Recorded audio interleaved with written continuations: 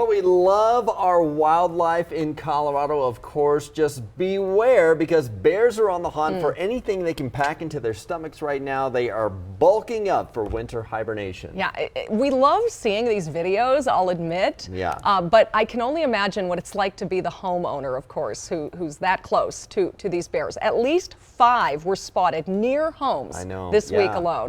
And Denver 7's Jessica Crawford is live in Lone Tree this morning, one place that frequently has bear sightings, with how you can reduce your risk of an encounter. Jessica. Yeah, absolutely. I'm keeping my head on a swivel out here, Brian and Nicole, but you know, it's getting a lot colder. And like you said, these bears are trying to stock up on food. They love to do that in places like Lone Tree, places where people do have their trash cans out, especially if there's food inside of them. These bears really have to eat a lot. I definitely want to remind folks that bears are currently in hyperphagia. That's the time of year when they spend up to 20 hours a day trying to eat more than 20,000 calories to fatten up for winter, getting ready for hibernation. Yeah, this bear is one of them. This bear was actually tranquilized and relocated from Littleton this weekend when it spent more than a day near Ken Carl and Kipling foraging for food. And here is something that happened in Douglas County. The Douglas County Sheriff's Office sent us this video. It shows a bear going right for a deputy's trash can on the west side of the county.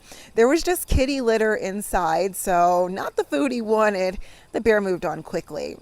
That was not the case for this bear in Highlands Ranch, though. On Tuesday near MacArthur Ranch Road, it passed out in a tree after eating its fill of fermented apples. So what can you do to reduce your risk of coming face to face with a bear? Well, CPW has a lot of tips.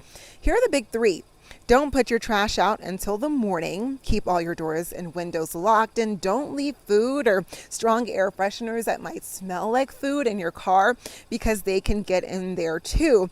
Now, if you do encounter a bear, then back up and give it space, because just this past weekend there was a man in Newcastle. He heard some rustling in his backyard. He thought it might have been a person. He went out there and immediately was attacked by a bear right there in his own backyard. Now that guy is going to be okay, but that is just a word of caution for those of you who might encounter the same thing. Live in Lone Tree, I'm Jessica Crawford, Denver 7. Look up in the trees. They can climb. Yeah, that's where we see so many of them. Yeah.